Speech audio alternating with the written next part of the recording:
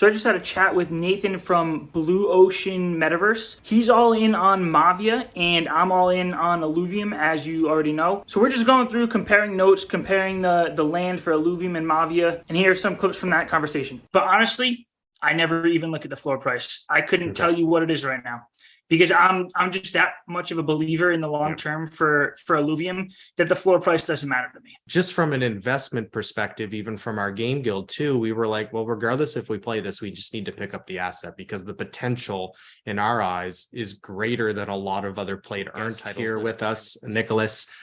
He is all in on Illuvium, just like we are all in on Mavia, and we thought this would be a great opportunity for the two of us to get together, kind of compare some notes. Yeah. Thanks for having me on. Like you said, I'm kind of all in on Illuvium right now, but I was looking for another GameFi project to dip my toes into. Found Mavia, connected with the Ruby Raiders, and I'm interested to learn more about Mavia. I can tell you a little bit about Illuvium. I think we'll have some good comparisons here. The fuel is what they're calling it that you'll produce on the land will be bought by the players in the overworld to travel to different regions. So that's where the monetary value comes from the land. You generate the fuel on the land and you sell it to players to the main game. There's only 20,000 plots of land out there. But the way that it's looking, if you want to get involved in the land play, is that the more players in the main game there is, the more the more money or the more crypto you'll be earning from the land.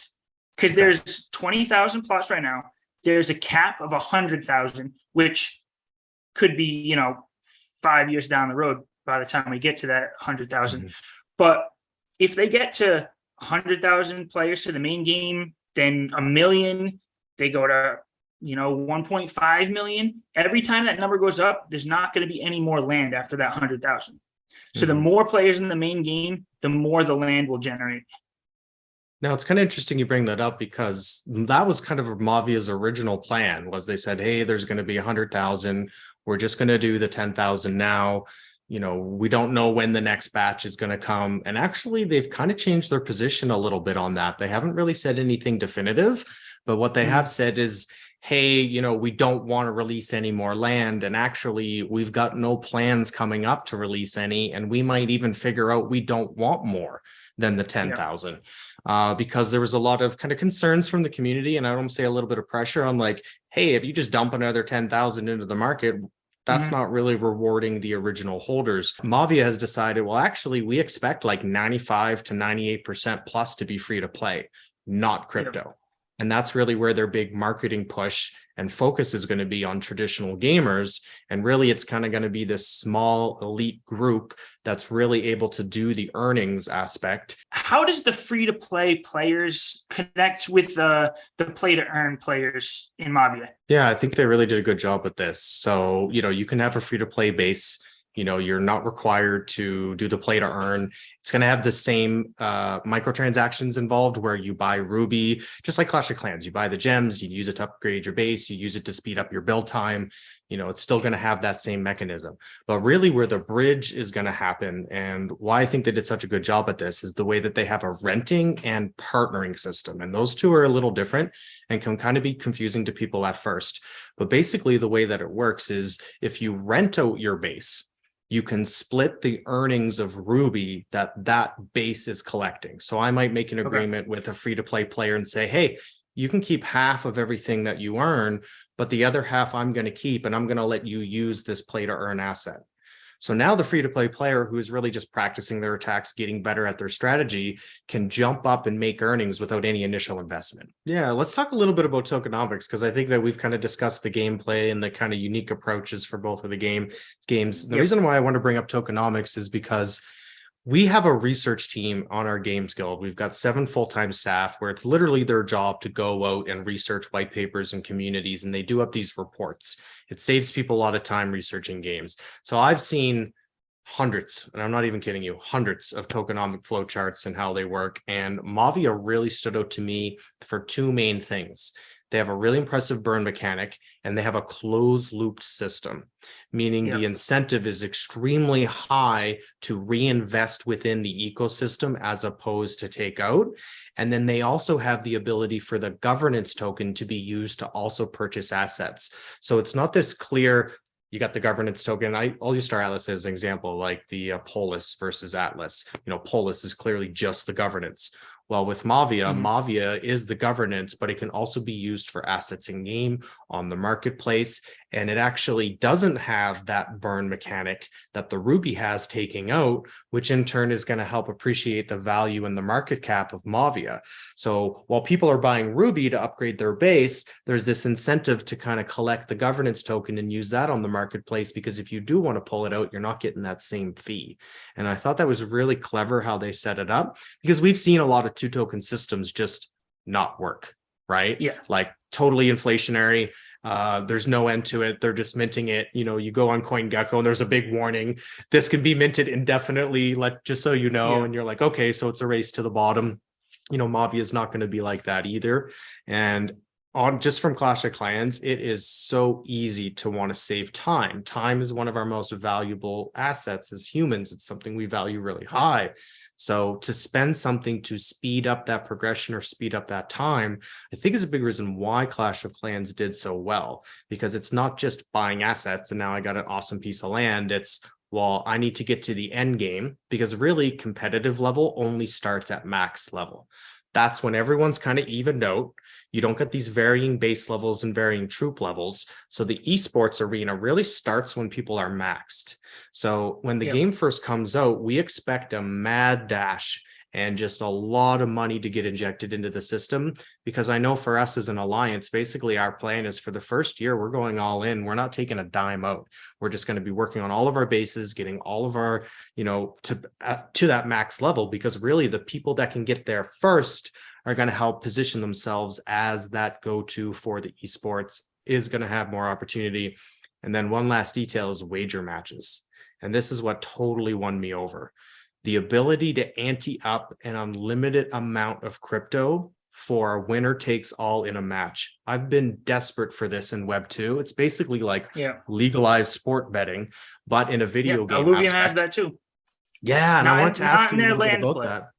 Yeah, not in their land play, but in the arena mode, they do have what they're calling the Leviathan Arena, where you can put up some ETH and battle against somebody else and winner take all. See, can you imagine the streamers like us and how crazy it's going to be when people are like anting up thousands of dollars? That's going to be such an intense experience, I think. I almost wonder if we'll be allowed. I wonder if we'll be allowed to be on Twitch and how long that'll last if we're doing that. But there definitely will be some alternatives. But I know we're really excited about it, because the way I look at it too for Mavia is if you track your win rates, and the nice thing is every single match is recorded on the blockchain. With Clash of Clans, you had 48 hours and then replays were gone. So not only as an alliance can we go through your account and see your whole progression, you can go back and track your win rate. And thinking about like poker or magic or chess, any of these games that have really high skill variance, well, really, you only need to be over a 55% win rate to make a profit. So for us, we're looking at it competitively like, well, we just need to track our best players, figure out who's above that 55% win rate, and now we can start anteing up some of the treasury for these wager matches. And there's actually huge opportunity for profits, for visibility, for hype online.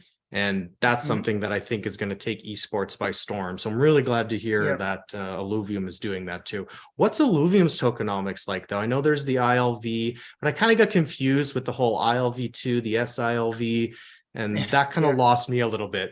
Okay. Where do I get started here? Because there's a lot going on. So they have their main token is the ILV.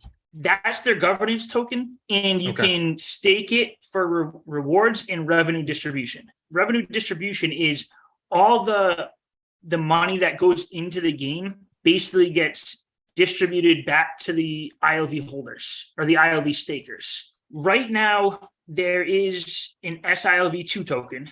The only way you get that is from your staking rewards. So right now, your staking rewards, you can either claim an ILV and lock it up for a year, or you can claim an SILV2 and get that liquidity immediately. I see. Okay. That's their incentive to keep it in, keep it staked, but you could take it out now if you want. Exactly. And so that the SILV2 is it is a token on the blockchain, so it can be traded, but in game it holds the same value as ILV. Okay. So right now, if you claim in SILV2, you can get that liquidity right away. On the open market, it trades for about half the value of ILV.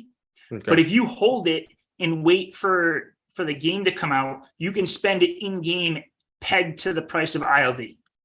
Oh, so I wonder if some people are planning on stockpiling SLV2 and then they're waiting for the game. Like I can already see kind of an opportunity there. That's exactly what I'm doing. And I've been preaching that for a while. I think SILV2 is one of the most underrated coins out there because I think ILV is a very good coin. And if you can buy SILV2 for half the price right now and you plan on spending it in the game, then to me, it's like a no-brainer. So I have been stacking up on the SILV2. And along with that, when it comes to in-game spending, you can't use ILV.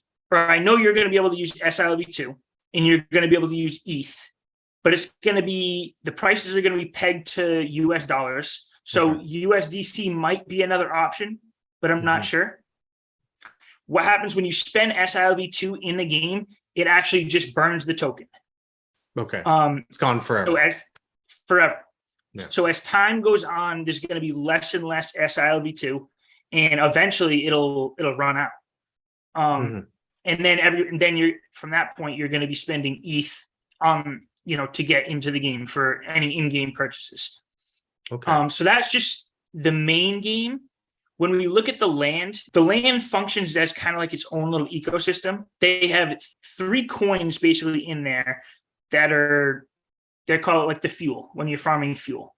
It's like Kryptons, Hyperions, and I can't think off the top of my head. But there's 3 coins in Illuvium 0. Sure. And when those are farmed, you sell that to like a pool and you get ETH back. So you're actually earning ETH from the land play. But from that pool is where the main game players are going to buy the fuel to play the main game. I see. So it's kind of like a closed ecosystem, like you said, and there will be a way for people who have the land to transfer that fuel to their own main game and play. So if you're playing both games, instead of going into the main game and having to buy the fuel to go travel, you can play Illuvium 0 with the land, generate your fuel, move it to the main game, and then go out and hunt alluvials. Nice. So you can kind of feed yourself, so to speak, and create that. Maybe, I guess the goal would be almost this self-sustainable system where you can simply fuel everything that you need and maybe sell excess or something like that. Now, Mavia is kind of interesting. When you mentioned the SLV2, I think the closest thing I can relate that to is the Mavia mini match program that they've created recently. So this is often given away during town halls or special events. Also when you stake your land. So right now, if you stake your land, every land, depending on the rarity, is accumulating a certain amount of mini match every single day. And you can kind of watch it on the dashboard. And basically what it is a 1-to-1 ratio. So that when the TGE happens, I believe it's a 15-day window, and they might give us a little wiggle room on that, but currently that's what's known, where basically everyone who has mini match has the ability to go in and get a 2-for-1 deal. So basically I can buy 2 tokens for the price of 1, up to the maximum amount of mini match that I've accumulated through however many assets I've got staked and how many events I've participated within the community. And that's something kind of like you've been mentioning about the SLV. I've been very adamant about telling people how big of an opportunity that is, because I'm like, it's freaking 2-for-1. Like it's a huge opportunity. Now there is a condition. It does have to be staked for a 6 to 12-month period. So you can't just get the 2-for-1 and instantly dump on the market. And I'm actually really glad they did that, because otherwise it would be kind of bad, people just getting 2-for-1 and then flipping. So they stake it. There's a locking period. Obviously it takes some time where they're slowly unlock it, keeps you invested in the game. But now in 6 to 12 months, once you got it unlocked, you're twice as far ahead as anyone else who had to buy the token. And that's why I'm a big advocate for the ambassador program and being active in the Mavia community, because even just showing up to like their Thursday meetings, we're getting a lot of people there are getting Mavia match, sometimes 20 or more. And yes, we don't know exactly what the price of the token is going to be, but we know what the max supply is. We can kind of compare it to other games. And it seems very similar, in my opinion, to the max supply of Illuvium. So I can only speculate that if it gets even close to the hype or popularity as Illuvium, well, that 2-for-1 deal is going to be pretty damn sweet when we do get to that point. And I mean, why not? You might as well stake your land now. Otherwise, what else are you doing with it? So that's been kind of our accumulation strategy right now. Pick up as much land as possible through the Mavia Elite Ambassador program. Use that to stake to kind of accumulate the mini match, and then really waiting in the wins for the TGE to come when we're going to swoop in and take advantage of our 2-to-1. I'm pretty excited about Mavia as well. That's something that I'm about to, jump into. I'm watching that floor price right now. I'm actually excited every day I see it dropping a little bit. Right. So I'm going to jump in there. I mean, Illuvium's my big thing. I'm all in on Illuvium, but I like to have those little things on the side just to see how they go. And I definitely think Mavia is going to be one of those plays for me. Nice. So yeah, I'm excited. I think we should connect again. Yeah, when Illuvium Zero is playable and Mavia is playable, it'd be very interesting to see how things are actually playing out. Wicked. Well, thanks so much for joining me today, Nick, and thanks everyone else for watching today.